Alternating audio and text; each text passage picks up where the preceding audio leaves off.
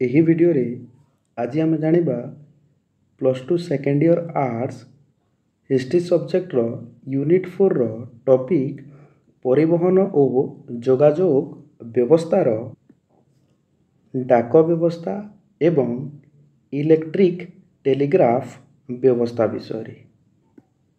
ତୁମର ବାର୍ଷିକ ପରୀକ୍ଷାରେ ଏହି ଡାକ ବ୍ୟବସ୍ଥା ତା ସହିତ ଇଲେକ୍ଟ୍ରିକ୍ ଟେଲିଗ୍ରାଫ ବ୍ୟବସ୍ଥା ସ୍ୱତନ୍ତ୍ର ଭାବରେ 3 ମାର୍କର ପ୍ରଶ୍ନ ଆସିଥାଏ। ଆଜି ଆମେ ଜାଣିବା ଡାକ ବ୍ୟବସ୍ଥା ଏବଂ ଇଲେକ୍ଟ୍ରିକ୍ ଟେଲିଗ୍ରାଫ ବ୍ୟବସ୍ଥା। ତୁମର ବାର୍ଷିକ ପରୀକ୍ଷା ପାଇଁ ଏହି ଡାକ ବ୍ୟବସ୍ଥା ଏବଂ ଇଲେକ୍ଟ୍ରିକ୍ ଟେଲିଗ୍ରାଫ ବ୍ୟବସ୍ଥା ଅତ୍ୟନ୍ତ ଜରୁରୀ ଅଟେ। ପିଲାମାନେ, ଡାକ ବ୍ୟବସ୍ଥା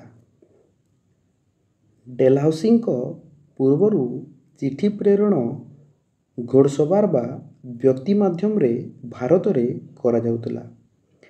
ଡେଲହାଉସି ଭାରତରେ ଗଭର୍ଣ୍ଣର ଜେନେରାଲ ଥିଲେ 1848 ମସିହାରୁ 1856 ମସିହା ପର୍ଯ୍ୟନ୍ତ। ତାଙ୍କର ପୂର୍ବରୁ ଭାରତରେ ଚିଠି ପ୍ରେରଣ କରାଯାଉଥିଲା ଘୋଡ଼ସବାର ମାଧ୍ୟମରେ ବା ବ୍ୟକ୍ତି ମାଧ୍ୟମରେ। ଘୋଡ଼ସବାର କହିଲେ ପିଲାମାନେ ଘୋଡ଼ାରେ ବସି ଜଣେ ଲୋକ ଚିଠି ପ୍ରେରଣ କରିଥାଏ, ଯଦ୍ୱାରା କ'ଣ ହେଉଥିଲା ପିଲାମାନେ ଏହି ଡାକ ବ୍ୟବସ୍ଥା ବହୁତ ବିଳମ୍ବ ହେଉଥିଲା। ଇଂଲଣ୍ଡର ସାର୍ ରୋନାଲ୍ଡ ହିଲ୍ ପ୍ରଚଳନ କରିଥିଲେ ପେନି ଡାକ ମହାଶୁଲ ପ୍ରଥା 1840 ମସିହାରେ। ଏହି ପେନି ଡାକ ମହାଶୁଲ ପ୍ରଥା ଅନୁସାରେ ଡାକ ଟିକେଟ କିଣି ଚିଠି ଉପରେ ଲଗାଇ ଚିଠିଟିକୁ ପ୍ରେରଣ କରାଯାଉଥିଲା। 1836 ମସିହାରେ ଭାରତରେ 276 ପୋଷ୍ଟ ଅଫିସ୍ ଥିଲା ଏବଂ ସେହି 276 ପୋଷ୍ଟ ଅଫିସ୍ ଠିକ୍ ଭାବରେ କାର୍ଯ୍ୟ କରୁନଥିଲା।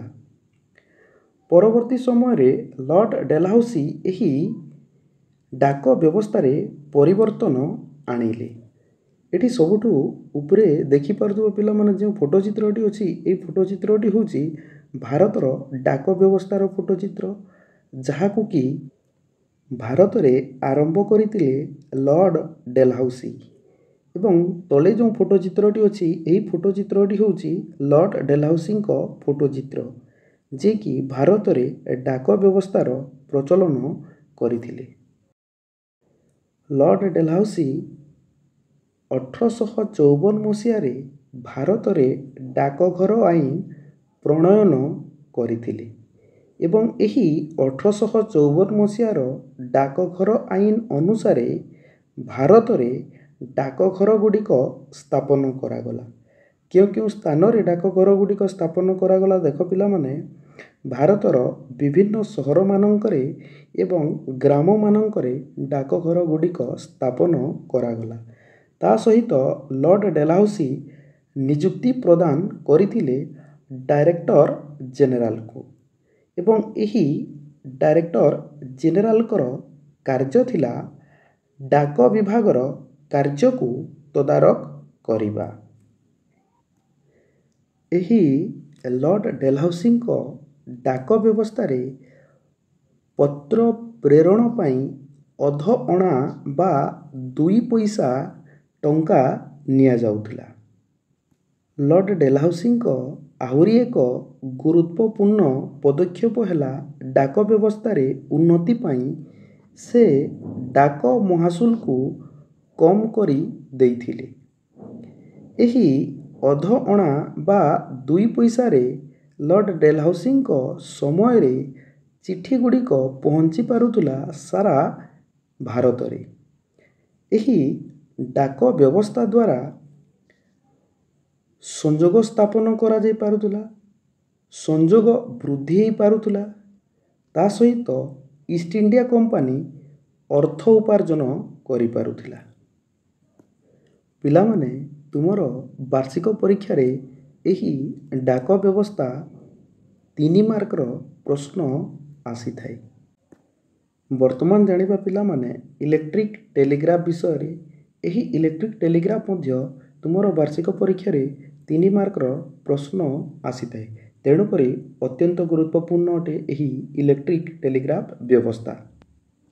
ଏହି ଇଲେକ୍ଟ୍ରିକ୍ ଟେଲିଗ୍ରାଫ ଯୋଗାଯୋଗ ବ୍ୟବସ୍ଥା ଭାରତରେ ପ୍ରଚଳିତ ହୋଇଥିଲା ଏବଂ ଇଲେକ୍ଟ୍ରିକ୍ ଟେଲିଗ୍ରାଫ ଯୋଗାଯୋଗ ବ୍ୟବସ୍ଥାର କର୍ଣ୍ଣଧାର ଥିଲେ ବା ନିର୍ମାତା ଥିଲେ ଲର୍ଡ ଡେଲହାଉସି। ଏହି ଇଲେକ୍ଟ୍ରିକ୍ ଟେଲିଗ୍ରାଫ ସଂଯୋଗ କରିଥିଲା ପ୍ରାନ୍ତୀୟ ଅଞ୍ଚଳଗୁଡ଼ିକୁ, ବିଭିନ୍ନ ସହରମାନଙ୍କୁ, ତା ସହିତ ଭାରତର ମୁଖ୍ୟ ବାଣିଜ୍ୟ କେନ୍ଦ୍ରଗୁଡ଼ିକୁ। ଭାରତରେ ଇଲେକ୍ଟ୍ରିକ୍ ଟେଲିଗ୍ରାଫ ବ୍ୟବସ୍ଥା ତିଆରି କରିବା ପାଇଁ ଲର୍ଡ ଡେଲହାଉସି ନିଯୁକ୍ତି ପ୍ରଦାନ କରିଥିଲେ ଶାଗନେସିଙ୍କୁ ଏବଂ ଶାଗନେସି ଜଣେ ଇଞ୍ଜିନିୟର ଥିଲେ ଯିଏକି ଭାରତରେ ଇଲେକ୍ଟ୍ରିକ୍ ଟେଲିଗ୍ରାଫ ବ୍ୟବସ୍ଥା ତିଆରି କରିଥିଲେ। ଏହି ଇଲେକ୍ଟ୍ରିକ୍ ଟେଲିଗ୍ରାଫ ବ୍ୟବସ୍ଥା ମାଧ୍ୟମରେ ଖୁବ୍ କମ୍ ସମୟରେ ବାର୍ତ୍ତା ପ୍ରେରଣ କରାଯାଇ ପାରୁଥିଲା। ଶାଗନେସି ତାଙ୍କର ଇଲେକ୍ଟ୍ରିକ୍ ଟେଲିଗ୍ରାଫ ତିଆରି କାର୍ଯ୍ୟ ଆରମ୍ଭ କରିଥିଲେ 1852 ମସିହାରେ। 1853 ମସିହାରେ ପ୍ରଥମେ କଲିକତା ଓ ଆଗ୍ରା ମଧ୍ୟରେ ଭାରତରେ ଆରମ୍ଭ ହୋଇଥିଲା ଇଲେକ୍ଟ୍ରିକ୍ ଟେଲିଗ୍ରାଫ ବ୍ୟବସ୍ଥା। ପିଲାମାନେ ଏହି ବାକ୍ୟଟିକୁ ମନେ ରଖିବ। 1853 ମସିହାରେ ପ୍ରଥମେ ଭାରତରେ ଆରମ୍ଭ ହୋଇଥିଲା ଇଲେକ୍ଟ୍ରିକ୍ ଟେଲିଗ୍ରାଫ ବ୍ୟବସ୍ଥା ଏବଂ ସେହି ବ୍ୟବସ୍ଥାଟି ପୁଣି କଲିକତାରୁ ଆଗ୍ରା ମଧ୍ୟରେ ହିଁ ଆରମ୍ଭ ହୋଇଥିଲା। ଏଠି ଯେଉଁ 1853 ମସିହା ଡେଟ୍ଟି ମୁଁ ଲେଖିଛି ପିଲାମାନେ, କିଛି ବହିରେ 1854 ମଧ୍ୟ ଅଛି, କିନ୍ତୁ ତୁମର ବୁକ୍ରେ 1853 ମସିହା ଲେଖା ହେଇଛି। ତେଣୁକରି ମୁଁ 1853 ମସିହା ଲେଖିଛି। 1856 ମସିହା ସୁଦ୍ଧା ଭାରତରେ 4000 ମାଇଲ ଇଲେକ୍ଟ୍ରିକ୍ ଟେଲିଗ୍ରାଫ ଟଣା ଯାଇଥିଲା। ଏହି ଟେଲିଗ୍ରାଫ ଦ୍ୱାରା ସଂଯୋଗ ହୋଇଥିଲା କଲିକତା, ବମ୍ବେ, ପେଶାବର, ମାନ୍ଦ୍ରାଜ, ବାରାଣସୀ, ଅମ୍ବାଲା ଇତ୍ୟାଦି ସ୍ଥାନଗୁଡ଼ିକ ଏବଂ ଏହି ଇଲେକ୍ଟ୍ରିକ୍ ଟେଲିଗ୍ରାଫ ବ୍ୟବସ୍ଥା ଦ୍ୱାରା କମ୍ ସମୟରେ ବାର୍ତ୍ତାଗୁଡ଼ିକ ପ୍ରେରଣ କରାଯାଇ ପାରୁଥିଲା ଏବଂ 1857 ମସିହା ବିଦ୍ରୋହ ସମୟରେ ଏହି ଇଲେକ୍ଟ୍ରିକ୍ ଟେଲିଗ୍ରାଫ ବହୁଳ ଭାବରେ ବ୍ୟବହାର ହୋଇଥିଲା ଏବଂ ବହୁତ ଗୁଡ଼ିଏ ବାର୍ତ୍ତାକୁ ପ୍ରେରଣ କରାଯାଇଥିଲା। ଏଠି ଯେଉଁ ଫଟୋ ଚିତ୍ରଟି ଦେଖୁଛ ପିଲାମାନେ, ଏହି ଫଟୋ ଚିତ୍ରଟି ହେଉଛି ଇଲେକ୍ଟ୍ରିକ୍ ଟେଲିଗ୍ରାଫର ଯନ୍ତ୍ରର ଏକ ଫଟୋ ଚିତ୍ର, ଯାହା ମାଧ୍ୟମରେ ବାର୍ତ୍ତାଗୁଡ଼ିକ ଗୋଟିଏ ସ୍ଥାନରୁ ଅନ୍ୟ ସ୍ଥାନକୁ ପ୍ରେରଣ କରାଯାଉଥିଲା। ବର୍ତ୍ତମାନ ଆମେ ଜାଣିବା ପିଲାମାନେ ପରିବହନ ଓ ଯୋଗାଯୋଗର ଫଳାଫଳ ବିଷୟରେ। ଆମେ ଜାଣିଲେ ପିଲାମାନେ ଭାରତରେ ପରିବହନ ଓ ଯୋଗାଯୋଗର ଉନ୍ନତି ହୋଇଥିଲା ଏବଂ ତାର ଫଳାଫଳ ଗୁଡ଼ିକ ହେଲା ପିଲାମାନେ, ପ୍ରଥମ ଫଳାଫଳଟି ହେଲା ଜାତୀୟତାବାଦର ବିକାଶ ହୋଇଥିଲା। ଏହି ପରିବହନ ଓ ଯୋଗାଯୋଗର ଉନ୍ନତିର ଫଳରେ ସାରା ଭାରତବାସୀ ଏକତାର ରଜ୍ଜୁରେ ବାନ୍ଧି ହୋଇଥିଲେ। ପରବର୍ତ୍ତୀ ଫଳାଫଳଟି ହେଉଛି ଏହି ପରିବହନ ଓ ଯୋଗାଯୋଗର ଉନ୍ନତି ହେବା ଦ୍ୱାରା କୃଷି କ୍ଷେତ୍ରରେ ମଧ୍ୟ ଉନ୍ନତି ପରିଲକ୍ଷିତ ହୋଇଥିଲା। ତା ସହିତ ସମ୍ବାଦ ସରବରାହରେ ମଧ୍ୟ ତତ୍ପରତା ଦେଖିବାକୁ ମିଳିଥିଲା। ଇଂରେଜମାନଙ୍କ ଦ୍ୱାରା ଆର୍ଥିକ ଶୋଷଣ କରାଯାଇଥିଲା ଭାରତୀୟମାନଙ୍କୁ। ପୂର୍ବରୁ ପରିବହନ ଓ ଯୋଗାଯୋଗ ବ୍ୟବସ୍ଥା ଯେତେବେଳେ ଭଲ ନଥିଲା, ସେତେବେଳେ ଏହି ପରିବହନ ଓ ଯୋଗାଯୋଗରେ ଅଜସ୍ର ଅର୍ଥ ଖର୍ଚ୍ଚ ହେଉଥିଲା।